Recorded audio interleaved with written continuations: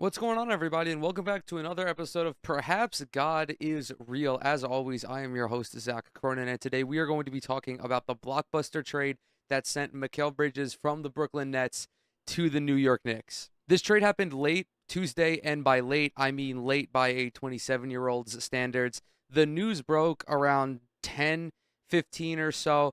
I usually try to stay off social media after 10 o'clock. It just helps me sleep better, and I don't want to be so stimulated right before going to bed. However, there was an urge. There was almost as if Sean Marks sent the airwaves from the telephone pole in my backyard directly into my brain saying, "Hey, get the fuck up, look at Twitter, and see what I just did." Never in my wildest dreams did I anticipate seeing a deal of this magnitude for Mikal Bridges. The total haul, as reported by Adrian Wojnarowski, was Mikal Bridges to the New York Knicks for Bojan Bogdanovic, four unprotected first-round picks, a protected first-round pick via the Bucks, an unprotected pick swap, and a second rounder. I'm flabbergasted for multiple reasons. I'm still stammering over my words. It's been more than 12 hours since this news has dropped. The first being is that Mikal Bridges, as much as I love him, as great as of a player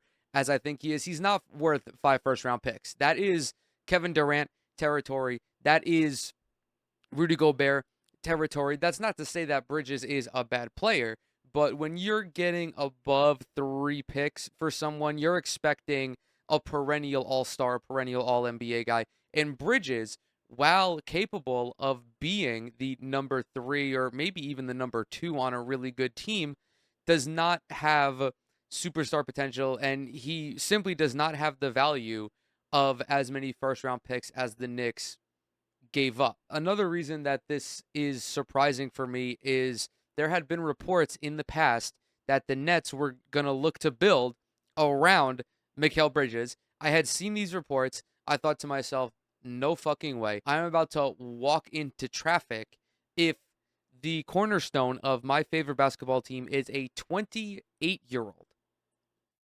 What are you doing building around a 28-year-old that is not Nikola Jokic or that is not Giannis Antetokounmpo? It does not make any sense. Additionally, it didn't make any sense because the Nets had no additional capital to build through the draft. They would have to trade all of the supporting cast, and if you trade the supporting cast, what's the point of building around this 28-year-old? Obviously, that's not a thing anymore, and I'm just elated that the franchise has restored my faith in them and that they know what direction to go into. The future of this team is Cam Thomas and Nick Claxton. Hopefully they can retain him because he is an upcoming free agent. You now have all of these picks. I think it's 4 in 2025, 1 in 2026, and 1 in 2027. And there is room to grow. You have Day'Ron Sharpe as well, who had some pretty decent minutes with this team, but it's so refreshing to know that Sean Marks isn't washed because there were so many questions about his decision making. I myself had been kind of confused as to what the fuck he was doing. Why is the franchise operating in this manner? You still have Dorian Finney-Smith, whom you can trade. You still have Cam Johnson, whom you can trade, and there have been reports that the Nets are in like a bit of a fire sale. And I'm obviously not surprised by that because if you trade Mikal Bridges, it signals the start of a new era, and there's no reason to keep DFS and Cameron Johnson on this team because their abilities are better suited to teams who are contending for something more, whether it's a conference final appearance, whether it's an NBA finals appearance. I just think that this trade works out brilliantly for my Brooklyn Nets.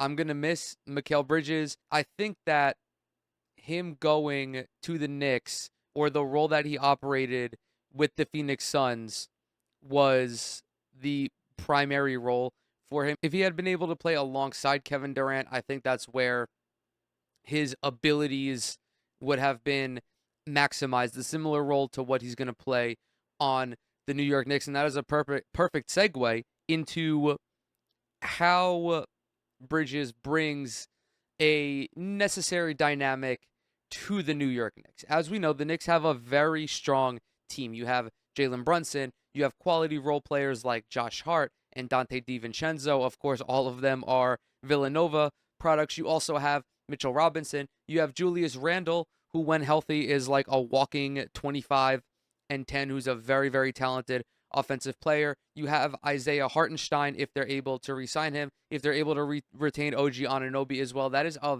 very formidable team in the Eastern Conference, arguably like the second or third best team in the Eastern Conference. And Bridges brings the additional perimeter shot creation that the Knicks lacked when Julius Randle was hurt. Throughout the playoffs, as we saw, it was effectively live or die by Jalen Brunson. That was a phenomenal strategy for them because Brunson was absolutely balling all throughout the postseason. But you need a guy like Mikal Bridges who can create something for himself offensively just to give Jalen Brunson a little bit of a rest every now and then.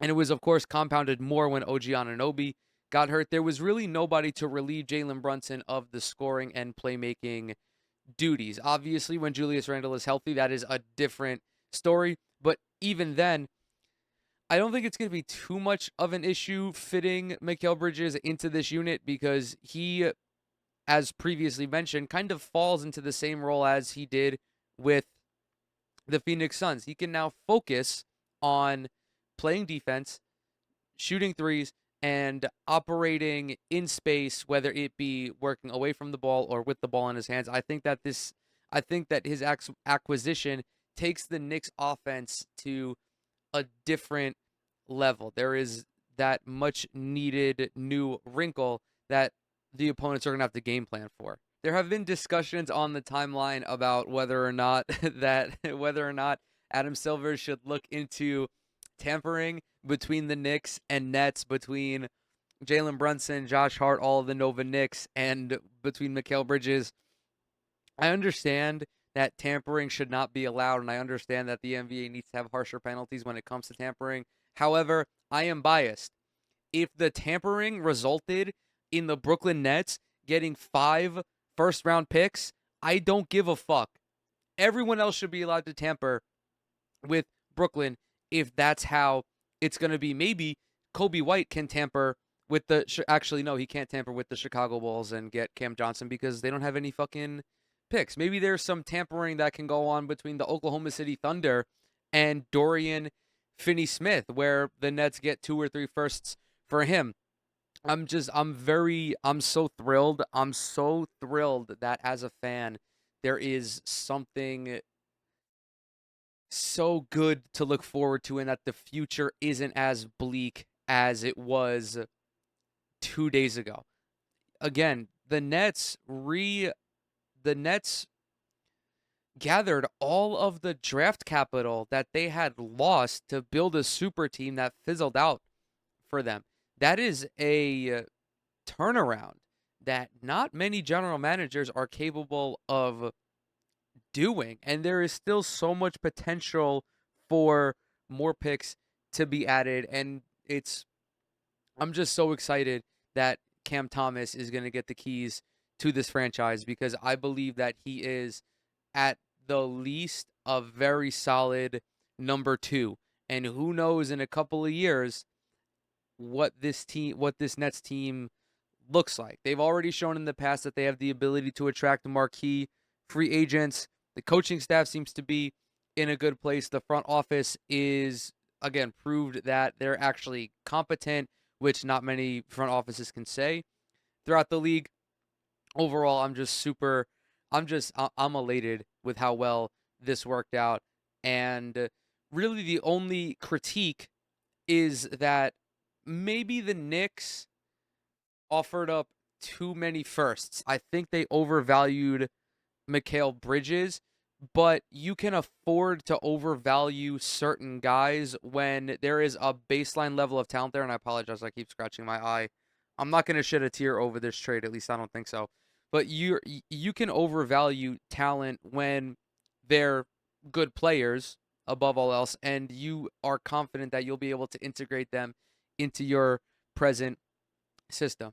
And if this trade works, if the Knicks go to the NBA Finals next year and win the NBA Finals, which I think is a possibility. As great as the Celtics are, this team on paper seems to match up quite well with Boston. We will have a clearer picture of that after the summer if, again, they're able to retain Hartenstein and Anunoby. But if that is the case, the Knicks are going to be a very formidable franchise for the upcoming season. And if it all works out, no one's going to be able to say anything negative about this trade. And with that, I'm going to go ahead and close this video out. Thank you guys so very much for coming to hang out with me today. As always, everything I'm associated with is down in the description box below. Twitter, Instagram, TikTok. Subscribe to the channel. Leave a like on the video. Drop a comment as well. It really helps out with the algorithm. If you do any of those three things, you will become my new favorite person. And with that, I will catch y'all in the next one.